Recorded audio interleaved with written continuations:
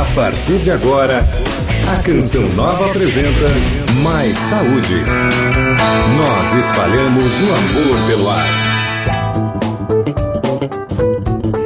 Muito boa tarde, este é o programa Mais Saúde, eu sou a doutora Gisela Savioli, nutricionista, e estaremos na próxima hora conversando sobre nutrição e saúde. E hoje o programa traz uma convidada que é muito especial para mim, é uma querida nutricionista, minha colega de pós-graduação, e que foi fazer um curso, gente, em Nova York, para poder ser uma melhor nutricionista para os seus pacientes. Porque é aquilo que eu digo, nutricionista que não sai do salto alto do consultório e vai saber de gastronomia, não vai ter o mesmo sucesso. Então eu quero agradecer hoje a presença da minha querida, colega Natália Verutsky, que veio acompanhada da mãe, a dona Ruth, que já esteve aqui conosco na época do Mais Saúde, quando era só transmitido aqui em São Paulo e Grande ABC. Agora estamos no Brasil inteiro, né? Então, a doutora Natália Verutsky, que além de doutora, é chefe e nutricionista com formação em gastronomia natural. Tudo aquilo que eu gosto. Formada em nutrição pelo Centro Universitário São Camilo, em administração de empresas pela FAAP e formada chefe pelo Natural Gourmet Institute of Health Culinary and Arts em Nova York. Autora e revisora técnica de livros da área de nutrição, da saúde e da família, atuante na área de nutrição clínica e institucional, desenvolveu o projeto nutricional do SAN, Sistema de Apoio à Nutrição, direcionado ao auxílio do profissional nutricionista, que escreveu um livro maravilhoso sobre gravidez, parto e aleitamento. Sabe todas aquelas perguntas que às vezes vocês me fazem? Pois bem, tem muita resposta neste livro. Você pode participar pelo e-mail maisauderádio@cançãonova.com, que a Ana Paula está lá colhendo, cortando, porque realmente eu sei que hoje vão ser muitas participações. E a minha colega queridíssima é a doutora Natália Verutsky, que já esteve outras vezes no Mais Saúde para divulgar outros livros, ela é autora de vários, mas esse aqui é o primeiro livro dela com esse tema sobre gravidez, parto e aleitamento. E o que é maravilhoso nesse livro? Não é um livro teórico, é um livro vivido da experiência dela, como também nutricionista funcional. Porque muitas vezes a gente encontra colegas que até são nutricionistas funcionais, mas não colocam realmente em prática 100% daquilo que a gente aprende e acha que é o correto. Natália não, Natália é das minhas, a gente faz exatamente aquilo que nós, acreditamos que é o correto e praticamos, né, Natália? Bem-vinda, minha querida. Muito obrigada pelo convite, Gi. É um prazer estar aqui e poder compartilhar com as suas ouvintes, os seus ouvintes, todo esse conhecimento, essa experiência, né? que eu vivi. Bom, quem é a doutora Natália Verutsky? Ela, além de nutricionista funcional, ela é chefe. Então, depois a Natália vai deixar, inclusive... Aliás, nós vamos deixar lá no Face todas as coordenadas, inclusive se você não for sorteado, né, no livro, ou sorteada, você tem lá onde comprar, tá? Se você tiver dificuldade de achar nas livrarias, você pode realmente estar comprando direto da editora, e é um livro realmente fantástico. Então, a Natália, além de nutricionista clínica funcional, ela é chefe e formada justamente num instituto chiquérrimo em Nova York. Conta um pouquinho pra gente o que foi sua experiência lá. Eu decidi fazer esse curso de gastronomia lá em Nova York porque foi o único lugar que eu achei uma gastronomia mais ligada para a área funcional, saudável, natural. Então foi uma experiência muito legal porque eu fiz estágio em alguns restaurantes e eles têm bastante esse foco sem glúten, sem lactose, sem conservantes. Usar os melhores ingredientes que tem no mundo inteiro. Então foi muito legal. As receitas da Natália são ótimas, gente. Ela vira e mexe, posta no Facebook dela, que ela vai deixar conosco. Então, a Natália também atua na área de nutrição clínica, institucional. Ela faz atendimento clínico, inclusive foco em crianças, né? Orientando as mães que, ai meu Deus, depois do aleitamento materno, que eu vou fazer, como que eu vou introduzir o alimento, e se eu não der leite de vaca, meu bebê vai ficar fraco. Tudo isso ela explica. Mas então, ela faz atendimento clínico, presta consultoria, dá palestras, cursos, treinamentos, enfim. Ela é chefe em gastronomia e especializada em culinária funcional, vegana e vegetariana. Já tem participação, Natália, mas antes, eu gostaria que você compartilhasse com os nossos ouvintes o milagre que foi a sua gestação. Eu vim de um histórico clínico complicado, porque eu tive hepatite C e passei pelo tratamento de hepatite C e foi um momento bastante difícil. Durante esse período eu não menstruei, eu entrei em amenorreia e fiquei 10 anos sem menstruar. Eu já estava casada há mais ou menos 6 anos e tentando, né, engravidar, nunca tomei pílula, nunca me preveni, né, eu sempre deixei Deus direcionar as coisas. E não acontecia. E aí eu ia nos médicos, fazia os exames e os meus hormônios estavam baixos, mas eu tinha produção hormonal, eu tinha todos os exames, minha tireoide, hipófise, tudo funcionando bem. Aí eu continuei indo nos médicos e orando a Deus. E o meu marido, ele trabalha numa firma israelense. Então ele foi fazer um treinamento em Jerusalém. E aí ele falou, vamos, é uma oportunidade de você ir com a sua família, porque nós somos todos cristãos e a gente ia, né, conhecer os lugares. Por onde Jesus passou, em Jerusalém, né, a parte histórica. E além de tudo tem a questão espiritual, né, de ser uma cidade de Deus mesmo. E aí, a hora que eu cheguei em Jerusalém, eu não conseguia parar de chorar. É uma emoção, uma coisa indescritível. E aí, o primeiro lugar que a gente foi visitar foi o Muro das Lamentações. E lá a gente orou, né? Eu orei com meu marido, aquela passagem que Salomão fala para qualquer estrangeiro que for ali no muro, que Deus ouviria as orações.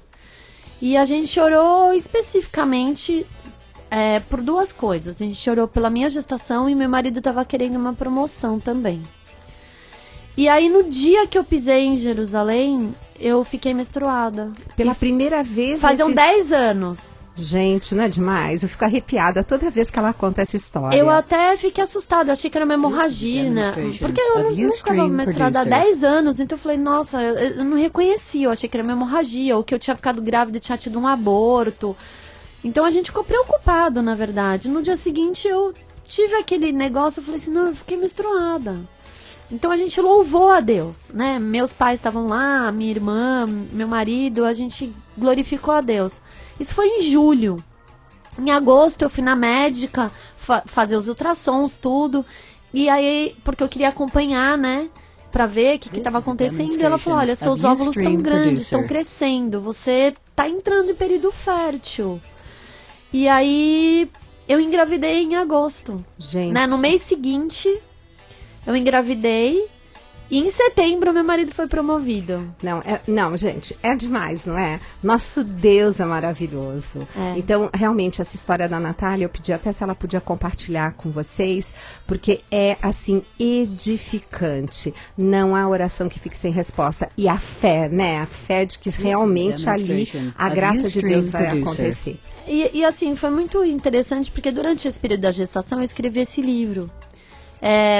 Eu quis pegar as informações, as orientações, o conhecimento nutricional que eu tinha adquirido na faculdade, na pós-graduação e até mesmo no curso de gastronomia e colocar ele, a parte teórica, associada à parte prática que eu estava vivenciando e praticando na minha gestação e depois no meu parto, preparação para o parto e na lactação. Então eu escrevi esse livro realmente vivenciando e aplicando aquela teoria, aquela bagagem teórica, nutricional e gastronômica que eu tinha adquirido através dos meus estudos. Então, gente, esse é o livro da doutora Natália, A Gravidez, Parto e Aleitamento, que depois vocês vão encontrar no nosso Facebook todo o direcionamento para você adquirir.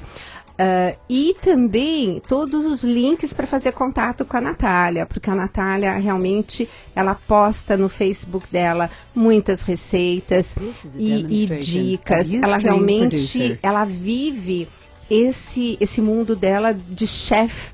E justamente dentro da nutrição funcional, que a gente sabe que é bem seletivo, e ainda para quem quer ser vegetariano e quem quer ser vegano, né? Explica um pouquinho para os nossos ouvintes a diferença entre elas. Vegetariano, as pessoas ainda comem algum derivado animal. Então comem ou ovo, ou ingerem queijo, ou leite, mel... Porque mel também é considerado um alimento vindo, né, de um animal. Na questão vegana, quando a pessoa decide ser vegana, ela não ingere nenhum alimento que tenha qualquer ingrediente de origem animal. E aqueles que são mais restritos ainda, eles não usam nenhum produto que tenha alguma substância, algum ingrediente, alguma coisa que seja usado e tirado de um animal. Exato. Até produtos que são testados em animais, eles não usam couro e etc. Então é bem rígido, bem rigoroso esse lado das questões veganas restritas. Inclusive, eu tomo muito cuidado no consultório e eu sempre... Aí eu já peguei isso adotei essa prática. Todas as minhas cápsulas, quando eu mando fazer, são vegetais. E aí não tem o perigo, porque muitas cápsulas são feitas de gelatina, né, de um colágeno que vem de origem animal. Então, eu já resolvi, então eu já faço todas iguais para nem correr o risco quando eu tenho um paciente vegano, porque eles realmente são bem exigentes nesse ponto. Bom, já temos uma participação.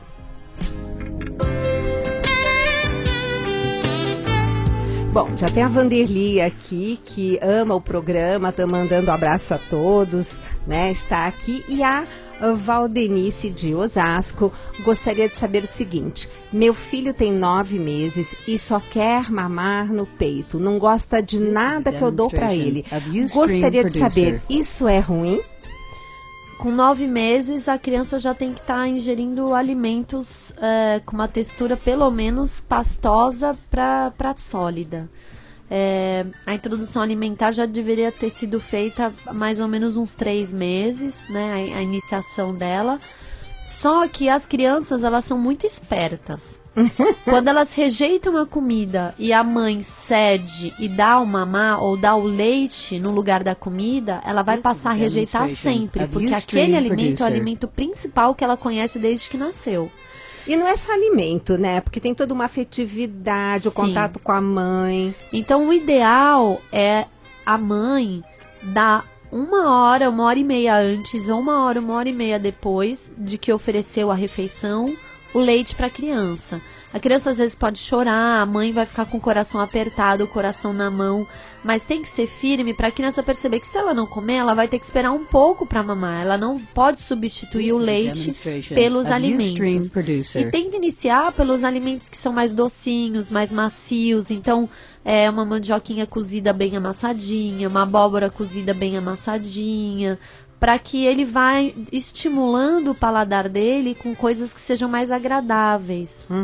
Na verdade, são 6 meses de aleitamento exclusivo. A gente teve aqui uma pauta, Natália, depois você escuta, espetacular, com uma enfermeira que é doutora nesse assunto, a Lilian Dalete, e foi um espetáculo ela explicando todos os detalhes sobre o leite. Então, se alguém tinha dúvida que o leite para aquela criança é tudo, ali ficou assim indiscutível.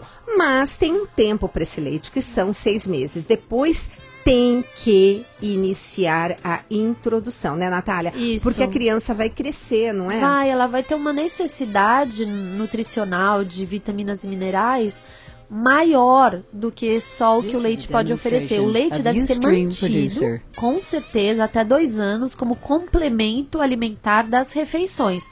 Mas aí você pode começar a dar nos lanches, no café da manhã, na ceia, e tirar as mamadas do período do almoço e do jantar, que tem que começar a ser substituído por refeições mesmo. Bom, tem um monte de gente aqui já participando. A Ana de Itu, tem aqui a...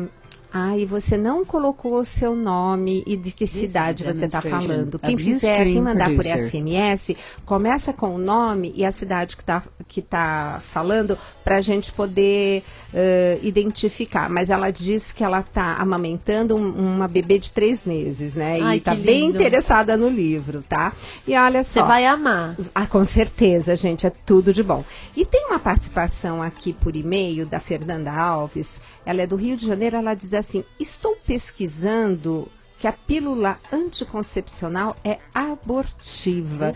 O que a doutora me diz disso? Eu não sei se você está se referindo à pílula do dia seguinte. Essa sim. Isso, é a pílula abortiva. do dia seguinte é abortiva, porque se já teve a fecundação, qualquer coisa que é feito para extrair esse óvulo fecundado é considerado aborto. Exato. E nós somos absolutamente contra esse tipo de prática. Dr. Roque até fez um programa há 2 sábados atrás, bem pesado. Ele pegou pesado esse assunto.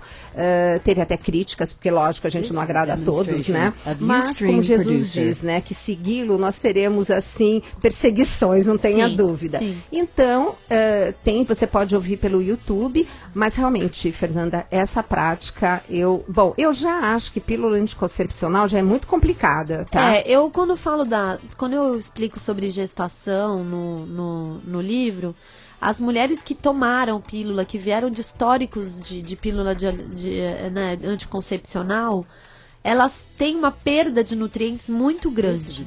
Então, na gestação é exigido muito do organismo da mulher.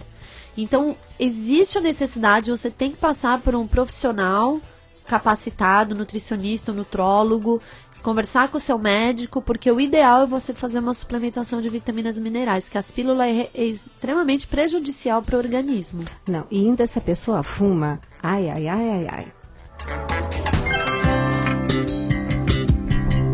Bom, a Valdenice era de Osasco, agora a Gilvaneide é de Campinas. Ela fala assim: estou grávida de 3 meses. É minha 3ª gestação. Ainda não passei na minha ginecologista porque ela está de licença. Estou caminhando 25 minutos a pé para ir trabalhar. Uso uma passarela onde subo 23 degraus para, enfim, fazer uma atividade física. Mas eu gostaria de saber, isso é prejudicial para o nenê? Então, para o neném, acredito que não. Mas a questão é a seguinte: até os primeiros 3 meses, o risco de um aborto é maior do que a partir dos 3 meses. E todos os obstetras e médicos recomendam que não se pegue peso e nem se suba escada, porque são 2 coisas que podem estimular a contração uterina e estimular um aborto espontâneo. Então, assim, se você vem fazendo isso há muito tempo, você não se sente cansada e você já está no final do 3º mês, acredito que você possa continuar com essa prática, mas suba devagar, se cansar, respira. Não vá fazendo exercícios físicos antes do 4º mês, porque não é recomendado. Inclusive, gente, a atividade física, quando ela é em excesso, você está tirando toda a circulação de sangue, que a prioridade está sendo placenta, o bebê, você está direcionando para os maiores músculos, as pernas. Então é por isso que você também tem que tomar cuidado com que tipo de atividade, né, Natália? Tem que passar por um profissional, conversar com a sua obstetra e passar por um profissional de educação física que esteja acostumado a lidar com gestantes, para receber a orientação mais correta a esse respeito, que tipo de atividades é mais indicado. Eu sei que as atividades aquáticas são atividades mais recomendadas para gestante, com menos impacto, exige menos do organismo, e então eu acho que seriam atividades mais adequadas. Se você não tem tempo e nem tem possibilidade de fazer atividades aquáticas, talvez a caminhada seja um pouco mais tranquilo do que subir escadas. Perfeito. Natália, fala um pouquinho do livro. Conta para as nossas ouvintes, os nossos ouvintes, o que eles vão encontrar desde o comecinho, porque está muito bacana. A Natália fez um passo a passo que eu gostei demais. Eu comecei falando da gestação em si, e do 1º, do 2º e do 3º trimestre, explicando o que acontece em cada trimestre e quais quais são as transformações que ocorrem com a gestante, dando orientação para cada passo que acontece, informações principalmente nutricionais e clínicas também, porque teve a participação da minha médica, a doutora Andrea Campos, também nesse livro. E então, assim, é muito interessante que você pode seguir passo a passo a sua gestação, e se você sentir náusea, se você sentir desconforto, azia, qualquer insônia. Então, ele tem dicas para todas essas questões que algumas gestantes sentem. Pois é. E aí, dos 3 trimestres, vamos falar um pouquinho, só para deixar o pessoal com água na boca. No primeiro trimestre de gravidez, fala um pouquinho dele. Ele tende a ser o trimestre mais complicado, porque, assim, para algumas gestantes, elas têm muita náusea, né? O que não é ruim, né, Natália? Não, quando a gestante tem náusea, significa que o hormônio da gestação está bem elevado, né, o beta-HCG. Então, significa que o seu organismo tá atuando de forma, né, bem efetiva para fixar um embrião na parede uterina, desenvolvimento da placenta. Então, a tendência de uma mulher que tem um beta-HCG alto e bastante náusea ter um aborto espontâneo é mais difícil. Mas também, se você não tiver náusea, não significa que você tem alto risco de aborto. Não é isso. Simplesmente você foi uma felizarda que vai seguir a sua gestação sem enjoos. Que não é fácil, né? Os 3 primeiros meses são punk, como o pessoal diz, né? E além de tudo, tá associado, você tá naquele entusiasmo, naquela alegria da gestação, querendo comemorar que você tá gestante, ao mesmo tempo você tem aquelas sensações desconfortáveis. Então é bem conflituoso. O segundo trimestre, eu falo, gente, aproveita o segundo trimestre. Porque o segundo trimestre, a sua barriguinha já tá aparecendo. Dá porque pra usar, a gente quer, né? Dá pra mostrar a barriguinha, mas ao mesmo tempo não dá aquela barrigona, assim, pesada, muito desconfortável. Então dá pra usar ainda, talvez, as suas roupas, mas mostrando um pouco mais a barriguinha. Você pode comer também só por você, não precisa comer por 2, mas você pode ter os seus desejos, as suas vontades, que não é uma coisa fisiologicamente provada, mas é uma coisa emocionalmente, psicologicamente, que toda gestante quer vivenciar. Então, é válido. Desde que você não queira comer a parede, tijolo, filtros de barro, igual muitas gestantes querem. Então, nesse caso, converse com a sua obstetra. No outro caso, converse com o seu marido. O que você está querendo. E então, assim, é um momento de você fazer as atividades aquáticas, de você caminhar. Agora, qualquer problema, qualquer intercorrência que você sinta, ligue para o seu obstetra, ligue para o seu nutricionista e converse com ele. Qualquer coisa que você sentir, não se acanhe. O terceiro trimestre é um trimestre que você já tem que tomar um pouco mais de cuidado. Eu oriento as gestantes até o 3º mês e a partir do 7º não andar de avião, não fazer viagens muito longas, muito distante. Então, assim, você pode viajar, pode passear, pode aproveitar, pode, mas sempre num quilômetro, assim, de segurança. Então, você vai, mas não faz viagens internacionais, muito longe. Qualquer coisa que você sentir também, liga para o seu obstetra. E tende a ser um trimestre que você sente mais fome, que você come mais. Então tem que tomar bastante cuidado para não ganhar muito peso até o 6º mês, porque a partir do 6º mês a tendência é ganhar mais peso. Então até o 3º trimestre, até o 2º trimestre, tenta maneirar na questão do ganho de peso. Mas isso daí é de cada um individualmente com o seu nutricionista. 3º trimestre, Natália vai falar no próximo bloco, vou ler as participações. Tem uma participação, Natália, muito interessante, que o seu testemunho também vai ser bem bacana de poder passar para ela. Então ligue aqui ou o seu e-mail no maissauderadio@cançãonova.com.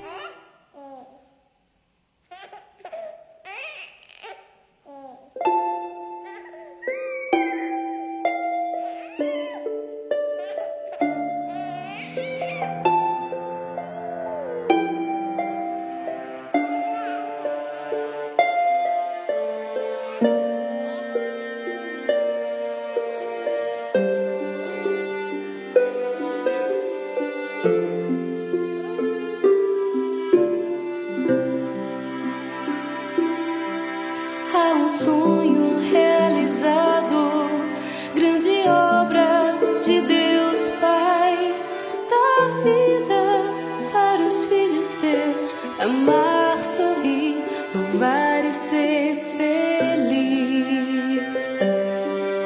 Mas os homens insensíveis sempre querem decidir quem tem direito a viver ou quem está condenado a morrer. Grito silencioso de órfãos inocentes em nome da liberdade,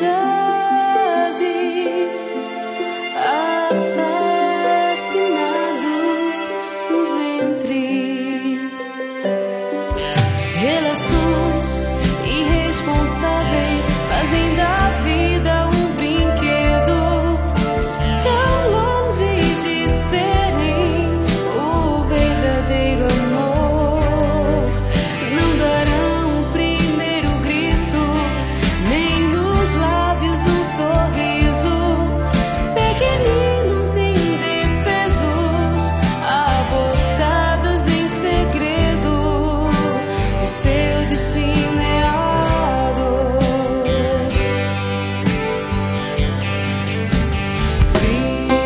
Estamos apresentando Mais Saúde. Agora na América, a verdade em questão. A reflexão sobre a fé com Padre Paulo Ricardo. Apesar de nós sermos luminosos, apesar de nós sermos escolhidos, apesar de nós sermos uma pedra eleita e digna aos olhos de Deus, a consequência disso é que isso nos torna estrangeiros neste mundo. São Pedro diz: Pedro, apóstolo de Jesus Cristo, aos eleitos que são estrangeiros. Se a gente continuar lendo, ainda no capítulo 2, nós podemos ver no versículo 11: Caríssimos, rogo-vos que como estrangeiros e peregrinos vos abstenhais dos desejos da carne que combatem contra a alma. Quando a gente começa a se comportar como um cristão, a gente se sente estranho, diferente de todo mundo. Você ouviu A Verdade em Questão com Padre Paulo Ricardo. O depósito identificado é a forma mais indicada para o novo sócio evangelizador contribuir enquanto não recebe a sua primeira revista. Para realizar o depósito identificado, basta solicitar, no momento do cadastro, o código de sócio, que deve ser indicado no momento da realização do depósito. Uma forma rápida de contribuir enquanto não recebe a sua primeira revista. Clube da Evangelização. Você, promovendo o bem. Natal feliz é Natal com Cristo. Os cartões de Natal se originam da necessidade que o ser humano tem de comunicar e compartilhar sua vida com as pessoas que ama. Viva esta experiência. Venha participar da última vigília Canção Nova do ano, encerrando a novena de 2014. Uma madrugada inteira de oração e intercessão na presença do Senhor. Dia 20 de dezembro, a partir das 10 da noite, com o tema Eis que faço novas todas as coisas. Presenças: Padre Paulinho, Padre Marlon Múcio, Padre Gustavo Sampaio e Ministério de Música Canção Nova, na Basílica Nossa Senhora da Penha, Rua Santo Afonso 199, próxima à estação Penha do metrô, em São Paulo. Prepare o seu coração para viver o Natal com Cristo Jesus. Venha e traga toda a sua família. Informações 11 3382 9800. Acesse sãopaulo.cançãonova.com e fique por dentro de tudo o que acontece na Canção Nova em São Paulo. Eventos, vigílias, shows, campanhas e muito mais. Acesse sãopaulo.cançãonova.com. Rádio América. 12h30. Abrace a cidade de São Paulo com a Canção Nova. Você é convidado a ser um sócio do Clube da Evangelização e a fazer parte da nossa obra de levar a boa nova. Divulgue as atividades da Canção Nova na capital paulista. sócia da Canção Nova há mais de 13 anos e o seu jeito de mostrar os tijolinhos de como construir a felicidade me ajudaram profundamente. Projeto Canção Nova abraça São Paulo. Você sempre perto da Canção Nova. Rádio América. Estamos apresentando Mais Saúde. E hoje o programa Mais Saúde recebe uma colega muito querida, a doutora Natália Veruski, nutricionista funcional e chefe de uma gastronomia impecável, nutricionalmente falando, bem naquele foco funcional que a gente tanto fala aqui no programa. Hoje ela trouxe o livro, que é uma vivência, uma experiência dela sobre gravidez, parto e aleitamento. Então, vai até o momento que a criança recebe o aleitamento, né, Natália? Até os 6 meses. Isso. E depois vai vir um próximo livro dos 6 meses até os 2 anos, que eu sei que ela já está preparando, mas isso é para uma próxima oportunidade. Você também pode participar pelo e-mail maisaudieradio@cançãonova.com. E, Natália, tem algumas participações já que eu vou mencionar. A Solange de Pouso Alegre, Minas Gerais, que mandou aquele SMS que não tinha colocado da onde era e agora está participando. Tem também uma participação super bacana, interessante, da Cássia de Porto Ferreira, aqui de São Paulo. Ela disse que se tornou vegetariana há 4 anos, mas ela gostaria de se tornar vegana. Veganos precisam mesmo repor vitamina B12? Ou, com uma alimentação correta, não há essa necessidade? E quais os alimentos e quantos não necessitar a reposição da vitamina B? Ela vai adorar ser sorteada. Qual é o nome da participante? É a Cássia. Cássia, os veganos precisam suplementar B12. B12 é uma vitamina que é conseguida através da ingestão de alimentos derivados de animais. Então, numa alimentação vegana, não existem esses alimentos. Então, você precisa suplementar B12. Quanto? Isso você vai ter que ver com o seu nutricionista. Perfeito. E quando você vai falar agora do 3º trimestre do aleitamento, eu já vou aproveitar, já vou ler o e-mail da Cristiane Cirqueira de Souza. Ela é de Porto Real, no Rio de Janeiro. Minha filha tem 2 anos e 2 meses e amamenta no peito até hoje. Gostaria de tirar o mamar dela, mas não sei como fazer. Não dei leite de outros animais, só leite materno e alimentos saudáveis. Ela tem uma saúde maravilhosa. Beijos e PS. Aprendi tudo com a doutora Gisela. Agora você vai ver o que a doutora Natália também vai dizer para você e ela vai partilhar uma experiência sobre o desmame. Vamos lá, Natália, o 3º trimestre. Então, no 3º trimestre, você tem que tomar mais cuidado com as suas posições, né? A posição que você dorme, para oxigenação da barriga. A alimentação, existe uma necessidade muito grande de cálcio, de ferro. Então, uma ingestão de alimentos fonte de cálcio, de ferro. Verificar a necessidade de uma suplementação. Isso tudo tem que ser com orientação nutricional. Exato. Específica, né? Individualidade bioquímica, exatamente, né? Cada gestante é uma gestante. E é também interessante que você comece a se preparar para o parto. Então, conversar com o seu obstetra sobre o parto, visitar o hospital, a casa de parto, aonde você pretende ter o seu bebê. Conversar com pessoas que já tiveram partos, que já fizeram cesáreas, ler livros, né, que orientem sobre esse tópico. Então, existe uma preparação física e psicológica muito importante para a questão do parto. E, além de tudo, a forma com que você traz o seu bebê ao mundo influencia muito. Então, um parto normal, um parto natural, o seu bebê já tem contato com com aspectos imunológicos pelo canal vaginal, né? Tem toda a questão de que a mulher tem uma recuperação muito mais rápida. Existe a chance de um aleitamento na primeira hora de vida do bebê maior, e que isso é importantíssimo para a saúde do bebê e para o vínculo mãe e filho. Então, tudo isso são questões que você já deve ir conversando com o seu marido, com o seu obstetra e com o local onde você vai ter o nenê, para que isso seja feito da maneira que você quer. Se você quer ou não tomar anestesia, quais são as implicações disso. Então, você tem que entrar no assunto, entender, procurar entender sobre os tópicos do assunto. Não é simplesmente esperar a hora chegar e o nenê vir. E aí, quando o nenê chegar, a questão do aleitamento é a questão primordial e nos cuidados com o bebê. Então, é importante que você tenha uma pessoa ao seu lado que possa te ajudar, possa te orientar, possa te apoiar, né? A mulher fica frágil, então existe a chance de uma mulher ter depressão pós-parto, então você tem que ser assistida profissionalmente, pela família, ter um suporte. Então, tudo isso já tem que ser preparado antes, para quando o bebê chegar, você não tenha que se preocupar com essas questões e possa se dedicar ao seu filho. Principalmente se você tem garantido a sua licença maternidade de 4 meses ou 6 meses, dependendo de onde você trabalhar.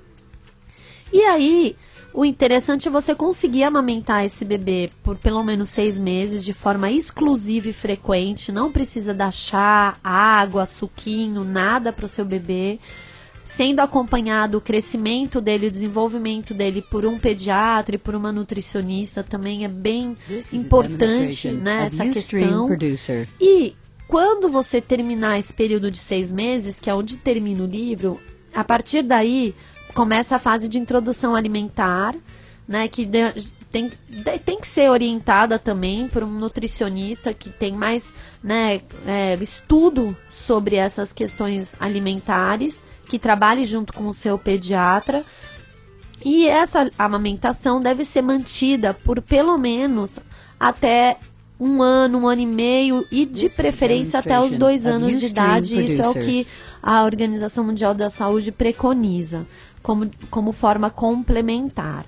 E agora, vindo responder à questão específica da nossa ouvinte, a questão do desmame, eu desmamei a minha filha com 2 anos e 2 meses. Olha que coincidência, Cristiane. Muito interessante. Fazem 3 semanas que eu desmamei a Sofia, minha filha. E eu passei por um processo assim, porque a gente teve um processo muito gostoso, muito natural e muito legal de amamentação, muita proximidade. Eu consegui fazer a introdução alimentar dela super bacana, mas mantendo a amamentação nos horários, né, indicados. E ela come super bem, mamava super bem e amava esse momento do mamar, né? Nós duas tínhamos contato e uma proximidade, era uma coisa bem gostosa entre nós. Nesse período, Natália, agora mais para depois dos 2 anos, qual era o horário que você dava o mamar para ela? Eu dava no café da manhã, como se fosse o leitinho da manhã. Eu dava em um dos lanchinhos. Então, no caso dela, eu dava no lanchinho da manhã, porque à tarde ela estava na escola. E dava antes de dormir, como se fosse a ceia noturna. Tá. Uhum. Então, ela mamava 3 vezes ao dia, né? De 2 a 3 vezes. Quando não dava para dar no lanchinho da manhã, eu dava só de manhã e à noite. Uhum. E então, assim, eu fiz um processo com ela, conversando com ela. Eu tinha feito 2 tentativas de parar de amamentá-la. Eu fui viajar por 1 semana com meu marido e achei que quando eu voltasse eu só iria recusar o mamar e ela iria aceitar, ia chorar um pouquinho, mas ia passar.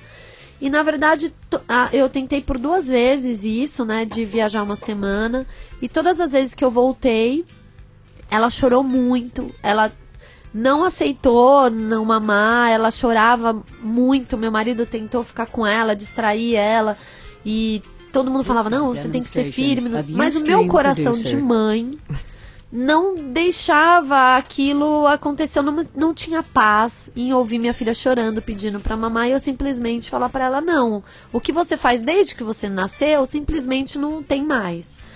Então, eu decidi ir conversando com ela e tentar substituir a maneira o momento do nosso mamar. Então, por exemplo, quando ela mamava, ela ficava no meu colo, eu fazia carinho nela, muitas vezes ela adormecia, era o momento dela tirar um soninho, né, esse momento.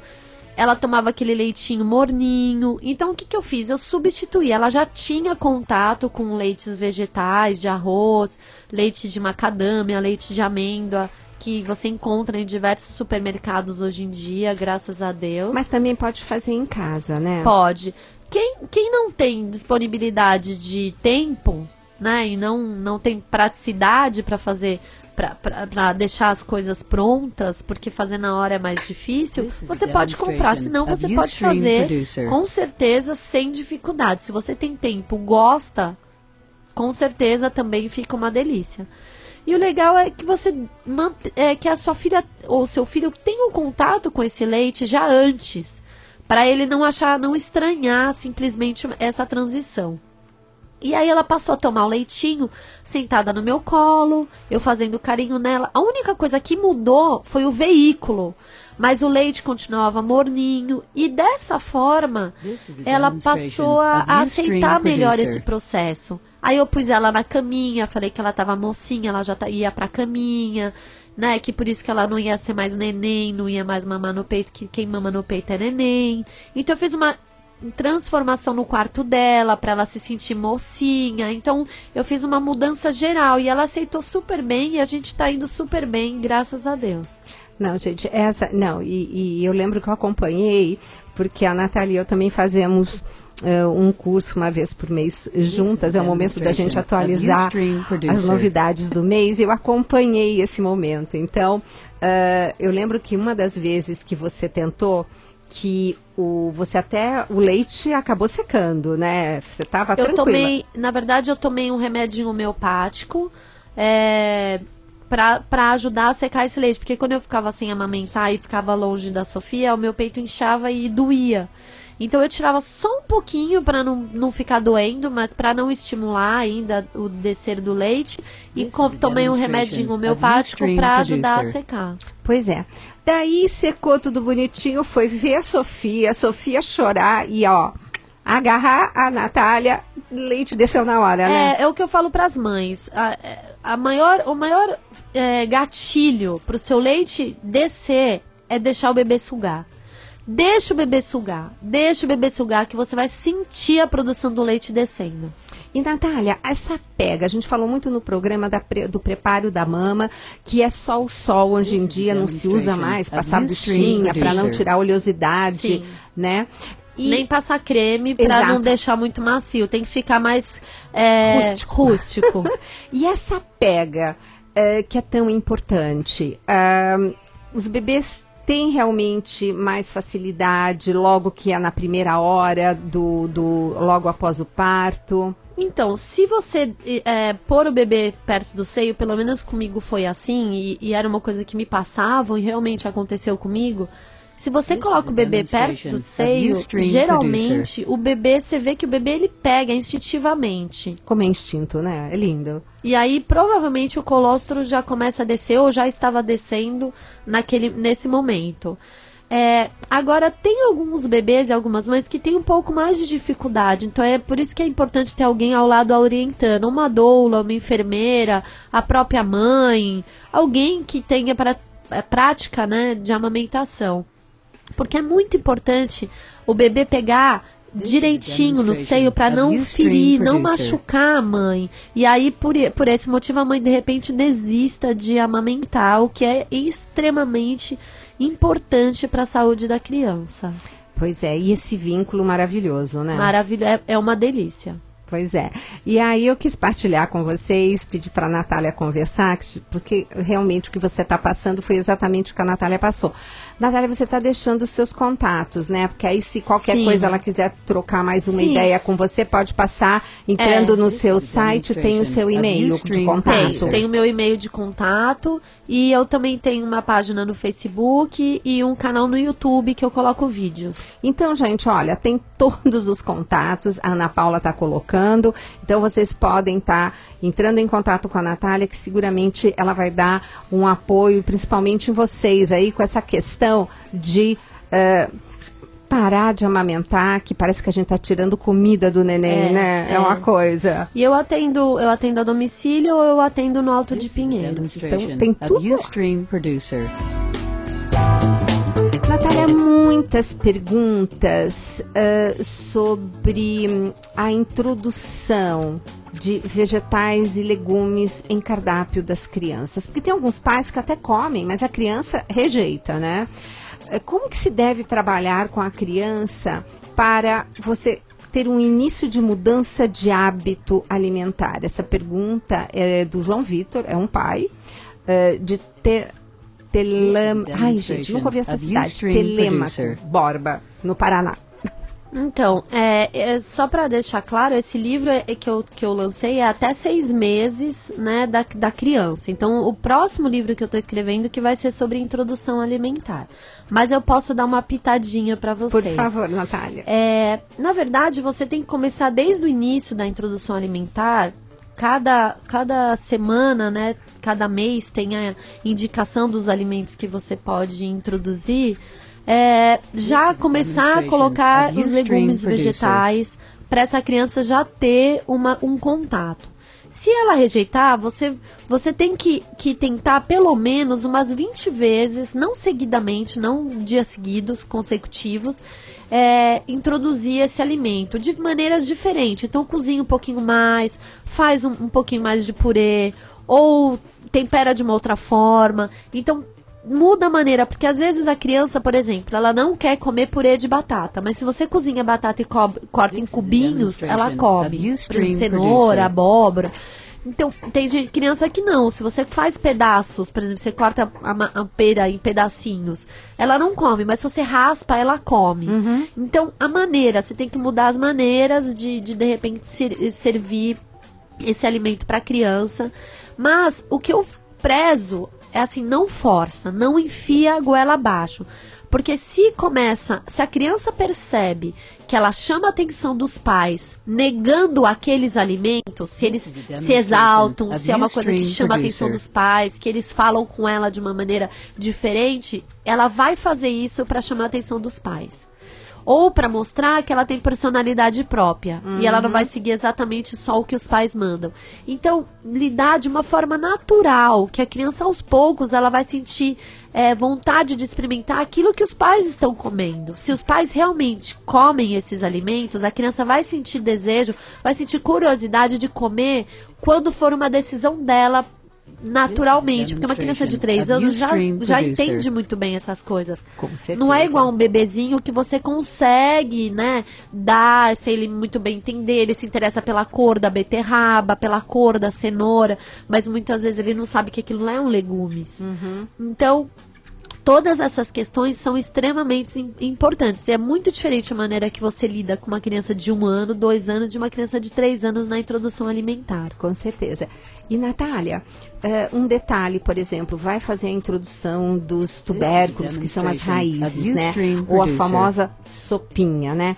Mania de bater tudo junto, que fica tudo com o mesmo gosto, aquela sopa que tem o mesmo gosto durante os 7 dias da semana. Sim. Isso é totalmente, assim, o ideal é contraindicado. Isso. Porque, na verdade, a criança tem que ver os alimentos que ela está comendo, tem que compreender a diferença entre eles, de sabor, de cor, de textura. Isso é extremamente importante. Não adianta esconder um alimento dentro da refeição da criança só para ela comer.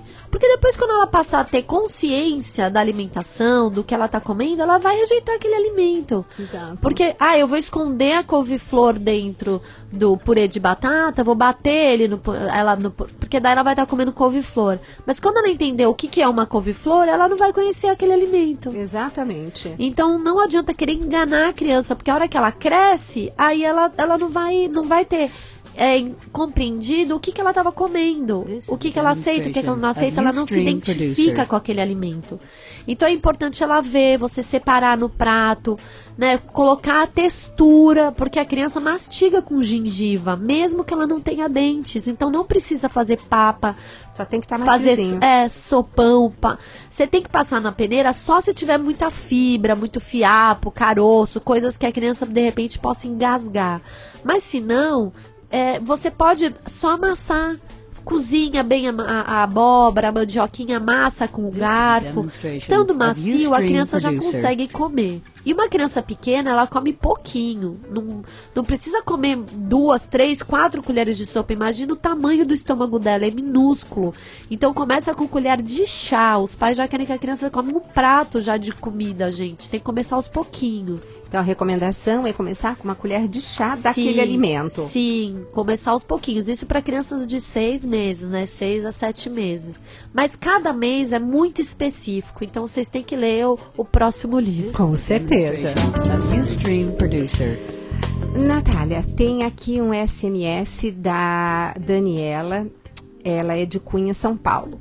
Doutoras, estou no 6º mês de gestação e gostaria de saber o que devo comer para ter leite. Sou ouvinte diária do programa. Essa coisa, né, que isso a gente traz das mães, das avós, é cultural. Come canjica que vai ter mais leite. Toma caracu, sei lá, antigamente falava daquela cerveja Malzibir que aumenta mais leite. Caldo de frango. Exatamente. Agora, cientificamente, durante o período de gestação, o que é importante se você estiver pensando na amamentação? Estar bem nutrida. A mulher precisa estar bem nutrida, comer as coisas mais saudáveis possíveis, então os grãos, os cereais, os integrais, as frutas, verduras, legumes, raízes, dependendo, se a pessoa não tem nenhuma contraindicação, oleaginosas, né, soja fermentada. Tem toda uma indicação nutricional. Então, se você come carnes, comer os peixes, né? Peixes pequenos de águas frias profundas são os mais indicados. De boas fontes, né? Pela questão dos metais pesados, que isso é extremamente prejudicial para a gestante. Então, gestantes que têm contato com mercúrio, né? Não fazer tintura de cabelo, esse tipo de coisa, porque alto índice de metais pesados no organismo tem a maior chance da criança nascer autista. Então, tem que tomar cuidado com a ingestão de peixes, nesse caso, principalmente atum e salmão. Tá? Gente, olha, atum e salmão que a gente fica achando que é tudo de bom, salmão nosso é de cativeiro. Então, ômega 3 ali é que não tem. Já a sardinha, né, pequenininha, bonitinha, tem coenzima Q10, que é tudo de bom. Então, realmente, a sardinha é um peixe também bem recomendado, né? Então, você tem que ter uma alimentação completa, equilibrada, para você ter todos os nutrientes, ser acompanhado por uma nutricionista, ver o ganho de peso adequado, a sua suplementação. Porque você estando bem nutrida, deixando o bebê sugar, pegando direito no seio, não tem erro, o leite vai descer. E, Natália, pensando já no momento da amamentação, tem alimentos que essa mãe não deve consumir? Olha, tem alguns alimentos que, dependendo da criança, podem influenciar na criança, né? Então, por exemplo, café, né, chá preto. A cafeína, né? Chá preto, chá mate, os que tem cafeína, toda a questão também de que tem chocolate, né, doces, açúcar. Algumas crianças têm um pouco mais de gases na ingestão de leguminosas, brócolis, couve-flor. Então a mãe tem que evitar, principalmente chocolate, café, esses que tem cafeína, estimulantes. Álcool, né, de maneira nenhuma, cigarro de maneira nenhuma, e os alimentos em si, as leguminosas, os brócolis, a couve-flor, repolho, tem que perceber se aumenta os gases na criança, porque tem criança que reage com o aumento de gases e tem criança que não, isso é de cada bebê. Natália, quero te agradecer muito a sua disponibilidade, com tanta agenda que você tem, e partilha tudo isso com a Sofia, que é a prioridade da sua vida, né? E estar aqui conosco ao vivo para poder passar tanta dica e a sua generosidade de trazer 2 livros para o sorteio. Gisela, muito obrigada, foi um grande prazer estar aqui. Espero voltar aqui mais vezes. Com certeza. E sou uma ouvinte sua. Ai, obrigada, meu amor. Você é um amor. Obrigada. Queridos e queridas, obrigada pela participação. Lembrando que o programa Mais Saúde na TV Canção Nova é toda sexta-feira à 13h, ou pelo canal 3 na LET, ou na Sky 163, tá? E Dr. Rock aos sábados, sempre ao vivo, com interação de vocês, do 12h30 a 1h30. Um beijo grande e até o próximo Mais Saúde.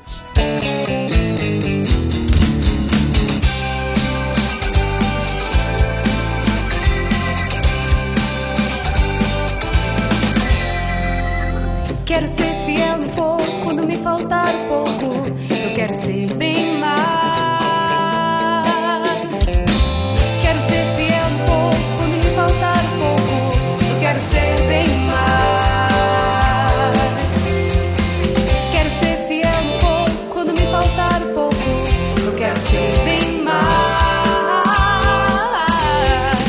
Quero ser fiel no pouco, quando me faltar um pouco, eu quero ser bem mais.